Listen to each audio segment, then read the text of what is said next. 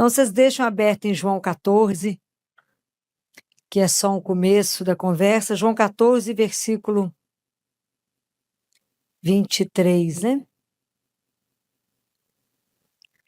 A nossa caminhada espiritual, gente, ela é uma decisão, não é? É uma decisão. Uma coisa é eu ser cristã porque eu herdei. A gente acha que é uma herança, né? Eu sou católica porque a família inteira é católica.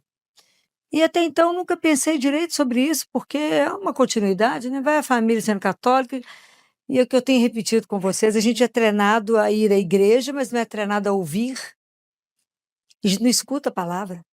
A gente entra e sai, não sabe nem o que foi falado no evangelho, nem qual que é a primeira leitura, nem a segunda, nem o salmo, nem sabe que uma coisa se conecta à outra, que tudo, na verdade, é um preparo para o nosso coração, para nos educar, que, na verdade, o objetivo é nos formar. Então, a gente não tem consciência que tem uma caminhada espiritual. Mas da mesma forma que a gente cuida do corpo, cuida da saúde física, cuida da saúde emocional, cuida da saúde mental, temos que cuidar da saúde espiritual. Mas não tem mágica. Tudo na vida tem investimento. Então é preciso, de vez em quando, parar e ser crítico conosco, a caminhada. Nós estamos nos preparando, Jesus já está fazendo quase 40 dias da ressurreição, que nós vamos celebrar a ascensão. Nesse domingo ainda está dentro do discurso dele da despedida. E a igreja caminha, e quando os discípulos quando eles recebem Pentecostes, o Espírito Santo, eles estavam com quem reunidos? Com Nossa Senhora. Eles estavam reunidos em oração com a mãe. E nós estamos no mês de maio. E sábado nós celebramos Fátima. E Fátima é um mistério muito maior que a gente tem noção. Muito maior. Quando Nossa Senhora vem, ela aparece a 13 de maio na Cova da Iria, no céu aparece a Virgem Maria. Quando ela aparece, ela vem trazer para nós quem é Deus, né? Ela vem revelar tanta coisa do mistério, mas também revelar a nós mesmos quem somos. E a gente, quando Nossa Senhora fala com a Lúcia, com os meninos, vocês deverão vir aqui todos os meses, nesse mesmo dia, no mesmo horário. E a Lúcia pergunta, quem é a senhora? Fala, vem primeiro, depois eu conto. Volta primeiro, depois eu conto. Eu fico imaginando quantos de nós íamos voltar. Porque a matemática de Deus não é a nossa. Imagina, Deus muitas vezes te dá uma ordem para você fazer alguma coisa, depois ele te explica por quê, quando você já estiver pronto. Porque a caminhada espiritual é uma relação de confiança. Porque eu não confio numa ideia, eu confio numa pessoa. Então, quando Jesus começa aqui em João, que está colocado em capítulo 20, no versículo 23, ele fala, se alguém me ama. Aí eu fico pensando, fiquei parada tanto nesse versículo, que eu fiquei pensando, será que a gente tem condição de saber o que é amar a Deus? Com exceção de Nossa Senhora, que o amou como ninguém amou. Será que na minha caminhada espiritual eu não troco ele tantas vezes por tantas ninharias? Eu troco ele para tantos ídolos falsos, por tantas situações que me seduzem, me enganam e me enrolam, e que eu acho que é o amor perfeito e é mentira? É só ilusão e enganação? Se alguém me ama, será que a gente de verdade já parou e pensou o que é amar a Deus? Amar a Deus dentro da nossa miséria, dentro da nossa fraqueza, dentro do nosso nada, mas com o que a gente tem para amar, com o que a gente conhece de amor, que é tão limitado que nós fomos treinados no amor, que eu só amo se. Eu só te amo se você tiver uma conta bancária legal. Eu só te amo se você for alguém importante. Eu te amo se você for lindo. Eu te amo se. E Deus não nos ama apesar de toda a nossa miséria. É uma relação tão diferente. Mas será que nós conseguimos amá-lo? Se alguém me ama, guarda a minha palavra. Se alguém me ama, guardará tudo que eu falei, aí meu Pai virá. E nós iremos fazer nele morada. Será que a gente já levou a sério o que é ser morada da Trindade? Imagina Nossa Senhora, aquela menina que andou carregando dentro dela, por um tempo, por 9 meses, ela foi o próprio templo. Imagina que naquela época que os santos dos santos, os sumos sacerdotes entravam uma vez por ano, ela carregou dentro dela o próprio Deus. Então não existe ninguém que ama mais Jesus do que ela. Por que eu estou falando nela? Porque quem pode nos ensinar a amá-lo? Ela. Ela, porque ela é a mãe do puro amor. Ela também é a mãe do temor, a mãe da ciência. Qual é o grande temor que na nossa vida espiritual nós deveríamos ter? Vamos relembrar. Quando Nossa Senhora, com Jesus com 12 anos, vai ao templo, em Jerusalém, na época da Páscoa, e ela acha que Jesus está com José, e José acha que ele está com Maria. Quando andam 3 dias, descobre que ele não está com nenhum dos dois. E ela volta. 3 dias perdidos sem ele. Então, qual é o maior temor que a gente pode ter? Perder Jesus. Esse é de verdade. O maior temor da nossa vida quer ficar sem ele. Então, ela nos ajuda se o caminho está fora, se o trem está fora do trilho, nos colocar de volta no lugar. Porque ela é mãe. Não existe ninguém que conheceu ele como ela conheceu. Ela gerou ele. Vocês que são mães, vocês sabem. A mãe conhece o filho, mesmo que ele minta, que fala, não, tá tudo bem, mãe. Mentira, a mãe sabe que não tá. Porque o cérebro da mãe, isso é provado pela ciência, no momento que ela está grávida, o cérebro dela é lapidado na região da sensibilidade. Então o filho põe a chave na fechadura, a mãe fala, o que aconteceu? Ele fala, nem entrei, mas a mãe sabe. Que o jeito que ele pôs a chave na fechadura está errado. Ele mente na voz, fala, não, mãe, tá tudo bem. Ela fala, não, não tá. O passo do filho é diferente. Vocês imaginem ela que conviveu com ele, olhando aquele menino. Primeiro ela gerou, depois ela viu ele crescer. Crescer. Ele viu ele crescendo. Até virar um homem. Até assumir a missão. Até morrer numa cruz. E ela recebeu ele no colo, devolveu ele para o pai. Pode imaginar a alegria dela de vê-lo ressuscitado. Claro que eu acho que ela foi a primeira pessoa que o viu, né? Ele não ia a outra pessoa não ser a mãe. Não teria jeito. Então eu fico pensando, a gente já tem consciência que temos uma vida espiritual e que somos peregrinos. E nós somos peregrinos com Maria, não é? Ela é a mãe que pode nos ensinar. Mas com qual Maria que a gente caminha? Nós caminhamos com a Maria, que é a serva, a mestra, a nossa mestra espiritual, que foi a primeira discípula que andou naquele caminho estreito da cruz até o Calvário. Ou nós caminhamos com Maria, que é aquela inatingível, aquela tão perfeita que fala, não tem jeito de imitar não, e deixa para lá.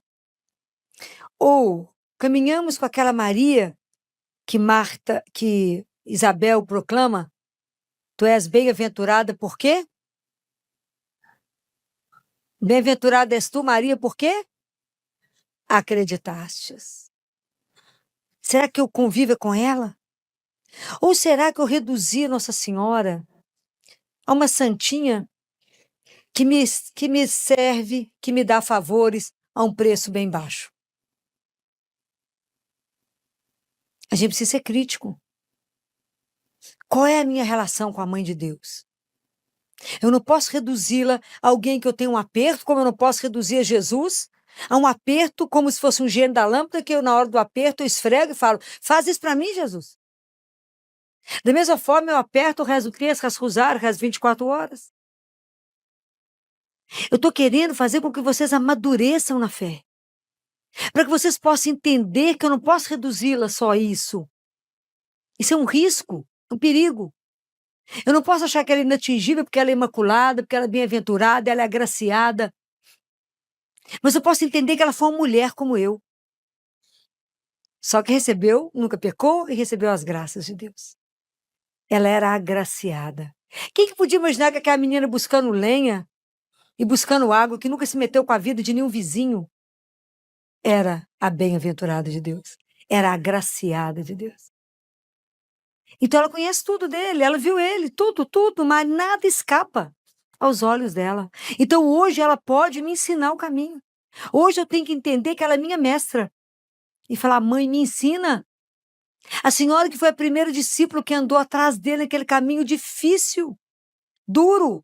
A senhora aprendeu a conviver diante de um silêncio de Deus. Por tudo que a senhora passou, Deus foi silencioso. Deus se manifesta na anunciação e depois se cala. Antes de começar a música, eu quero te fazer um convite com carinho. Essa canção foi feita com muito amor e conversa com a pregação que você acabou de ouvir. Então, já se inscreva no canal para continuar caminhando com a gente. E se você quiser ouvir essa música separadamente depois, o link está na descrição e também no primeiro comentário. Mãe, me ensina a ficar.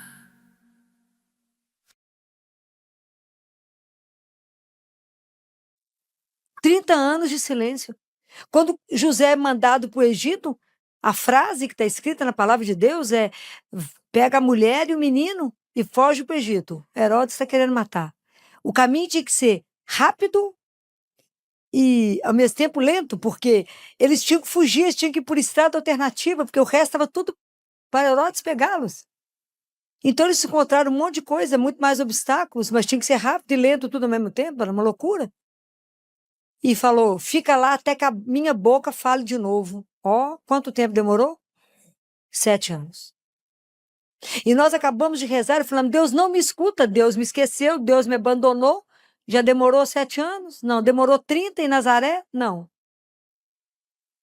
Então Nossa Senhora traz para nós, quando ela vem em Fátima, renovar a nossa confiança. Quando o anjo aparece pela primeira vez para preparar os meninos para a vinda dela, alguém se lembra o que o anjo falou para os meninos? Nada, né? É difícil lembrar dessas coisas, né? O anjo fala para os meninos, os corações de Jesus e Maria estão atentos às vossas preces. Quer dizer que Deus não é surdo e que Ele vê e que Ele escuta. Então o que nos falta? Confiar que eu falo e Ele escuta. E que eu tenho uma poderosa intercessora diante dele. Ela está do lado dele, são os corações juntos. O coração de Deus e o coração de Maria estão atentos às vossas preces. E aí, depois da segunda vez que o anjo aparece, o anjo fala com eles. Deus tem um projeto grandioso para a vida de vocês. Era só para a vida dos três, Lúcia, Jacinta e Francisco? Não, é para a sua vida. É para a minha vida. O que nos falta? Acreditar. Bem-aventurada és tu, Maria. Por quê? Acreditastes. E porque acreditou, tudo aconteceu. Se tu me amar, se você me amar e guardar os meus mandamentos. Para os mandamentos de Deus é muito difícil. Não. Deus nos orienta a viver bem com Ele e com o próximo. Amar a Ele sobre todas as coisas. Não coloque nada acima de mim nem à minha frente. Quem te deu a vida? Quem te soprou? Falou, bem-vindo à vida, que é eterna. Quem te convidou? Ele. Colocar quem à frente dele? Ninguém. Quem acima dele? Ninguém. Quem que te põe de pé quando você entra aqui destruído? Ele. Quem que renova a sua força? Ele. Quando você está deprimido, entristecido, que de repente seu coração enche de uma alegria, que você escuta uma palavra que te diz, não fostes vós que me escolhestes, foi eu que vos escolhi. Você até reanima o corpo, fala, uai. E quando essa palavra vem e te levanta. Então ele falou, por que eu estou te orientando? Os mandamentos são as minhas orientações, para que você não tenha problema com seu irmão. E não tenha problema com o Senhor teu Deus. Então não mexe com um casado. E não sei que é casado, arruma uma mulher casada. Por que essa confusão de adultério? Falou, porque é uma delícia, é mesmo. Pecado é doce no início, amarga depois. Não mata, não rouba, não gema, é uma delícia ter muito dinheiro. Para quê mesmo? Não rouba, não mente, não calunia. Não fica escutando o outro falar mal de alguém porque você está sendo cúmplice do pecado do outro. Isso é grave. Está escrito na palavra de Deus. Ah, filho, a gente nem sabe quais são os mandamentos. Pois é, porque a gente não leva a sério. Eu não amo.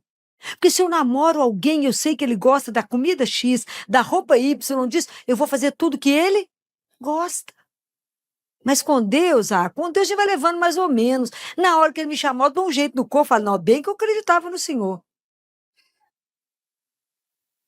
Como que a gente leva a nossa vida espiritual no mais ou menos? Quantos de nós vocês estão trazendo a Bíblia de tanto que eu falo na cabeça de vocês? E é tão sério, está tudo escrito na palavra, mas a gente não leva a sério. Como a gente não leva a sério o que Nossa Senhora pediu? O que ela pediu em Fátima? Rezem o rosário todos os dias. Tem mais de um século.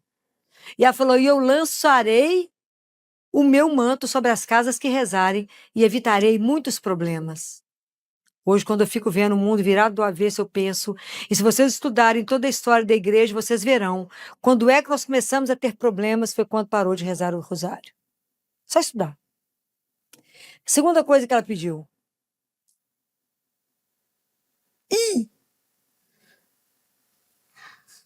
Ela fala assim com Lúcia, vocês estão dispostos a sofrer para a salvação de uma alma? Para a conversão dos pecadores? Fala, Filó, nós vivemos num mundo absolutamente individualista. O problema é do outro que não crê. Eu vou me salvar, o problema é do outro. Né? Nós estamos nesse mundo que só pensa cada um em si. É isso que Nossa Senhora pediu? Não. Eu sou responsável pela salvação de vocês. Por isso que eu estou aqui toda terça-feira. Eu tenho que me salvar e salvar vocês. Fácil não. Por quê? Porque está escrito em Gênesis, pode marcar. Capítulo 4, versículo 9, está escrito, onde está o teu irmão? Vocês lembram quando é que está escrita essa cena? Caim acaba de matar Abel. Deus Pai fala, Caim, cadê Abel? Eu falo, sei não, senhor. Oh, acabou de matar ele. Aonde, Caim? Que está seu irmão? Não vi não, senhor. Como é que mente para Deus? Como se Deus não visse. Gênesis é lá no início, Capítulo 4, versículo 9. Onde está o teu irmão? Então, quando Nossa Senhora pede para a gente rezar o terço, ela nos ensina que o terço, primeiro, o corpo do terço, o corpo, é oração vocal. É Pai Nosso e Ave Maria. Mas a alma do terço são os mistérios da vida de Jesus. Porque tudo estava guardado no coração de Nossa Senhora, porque ela pede a devoção imaculada do coração dela. E ela pede a reparação e a devoção ao coração. E o anjo fala, é preciso consolar o teu Deus. Então é tão bonitinho. Porque quando Nossa Senhora pergunta se estão dispostos a sofrer, naquele dia a família da Lúcia, a família dela que era pobre, ficou pior, porque sofreu muita coisa. A mãe dela não acreditou, não era para contar para ninguém, Jacinta conta para a mãe dela. A mãe da Lúcia fica brava, aquela confusão. E a Lúcia sofre muito. E aí ela volta, aparece para Nossa Senhora, aparece, ela fala, me leve embora. Nossa Senhora fala com ela, o meu coração será um refúgio para você, Lúcia. O que é refúgio? É um abrigo. É aqui que você vai se esconder. Porque Jacinto e Francisco eu vou levar, rapidinho. Ela falou, mas eu vou ficar sozinha? Não, eu serei o seu refúgio. Então, Maria é um refúgio para nós.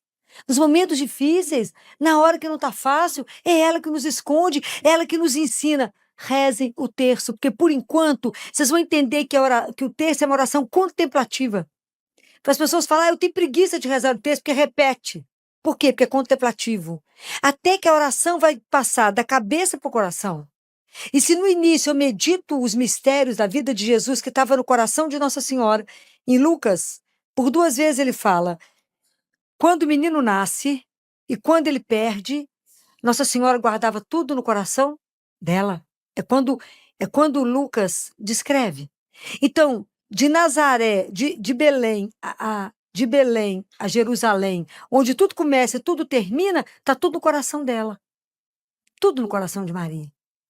Então, depois, à medida que a gente vai rezando, que a gente vai ganhando graças e graças, que a gente passa a meditar os mistérios da nossa vida, nos mistérios da vida de Cristo, sob o olhar dela e dele. Mas tem um chão, né? Porque a gente tem que ser perseverante. Então a gente aprende que a gente reza. E eu rezo pela alma do outro.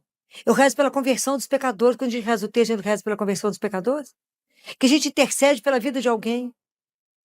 E aí a Jacinta era a grande intercessora. E ela fazia jejum e falava com Jesus, falava com Nossa Senhora, para que alguém não vá para o inferno. E hoje nós nos preocupamos com as almas que vão para o inferno. A gente nem acredita que tem inferno. Fala, Filó, que palhaço, não existe. Existe. Nossa Senhora revelou para os meninos, eles viram o inferno. Nós não acreditamos nisso, então nós nem temos temor de perder a Deus, nós estamos levando a nossa vida espiritual sem nenhum zelo por ela. Então, quando ela pede, a gente precisa lembrar disso. A Jacinta pegava uma plantinha que tinha espinho e apertava na mãozinha dela e oferecia isso a Deus. Quando ela adoeceu para morrer, que foi a peste, ela falou, que foi aquela gripe espanhola, ela falou com Jesus, eu ainda dou conta de sofrer mais um pouquinho, para que alguém se salve. Aí ela foi transferida sozinha para Lisboa. Era uma menina de 8 anos. E como Francisco era o adorador, quando Nossa Senhora falou que ele ia morrer cedo, eles iam para a escola e falavam com a Lúcia assim, Lúcia, vai você estudar, que eu sei que tem que aprender a ler, que ela falou que você vai ficar aqui. Nós vamos embora daqui a pouco, vou ficar aqui consolando Nosso Senhor. E o tempo que ela ia para a escola, ele ficava dentro do lado do Santíssimo adorando Jesus. Uma criança de 6 anos. E nós mal passamos lá uma vez, que a Filó fala tanto na nossa cabeça que tem que vir adorar Jesus, que de vez em quando a gente passa na igreja e fala, Filó, fui lá, viu? Compreendem? Nós levamos, como é que eu vou amá-lo? Eu amo uma pessoa. Cristianismo não é uma ideia, é uma pessoa. Então, agora vai lá na carta de Pedro. Primeira carta de Pedro, que foi do Evangelho de domingo. Primeira carta de Pedro, capítulo 3. Abre lá. No versículo 15, Pedro nos faz um desafio aqui muito grande. Ele fala, santificai a Cristo, Senhor, em vossos corações, estando sempre prontos a dar razão da vossa esperança para todo aquele que vos pedir. Se as pessoas chegarem perto de você hoje e falam assim, por que você acredita em Jesus? Você dá conta de defender a sua fé? Você tem argumentos para defender a sua fé? Sim ou não? Fala, filho, acho que vou ficar meio embaraçada. Eu vou falar com as pessoas assim, eu prefiro não discutir. É que a gente não sabe nada. É para morrer de vergonha. Então eu vou sugerir para vocês 2 livros, anota aí. Filó, são livros difíceis? São. Nós temos que largar de moleza. Nós temos que começar a estudar. Então, eu já não vou lembrar o século, se foi século IV, já não vou lembrar. É apologética. O que é apologética, Filó? Alguém sabe o que é apologética? Vocês vão fazer vocês falar difícil, né, gente? Bacana. Apologética é defender a verdade da fé, com argumentos. Então, tem 2 livros famosos, que é de São Justino Mártir. Um chama-se Apologética. E o outro é a conversa dele, a discussão dele com Tufão, que era um judeu que criticava o cristianismo. Então, são discussões brilhantes. Nós temos que conhecer aonde está tudo fundamentado. Vocês acham isso na internet, você baixa no Google.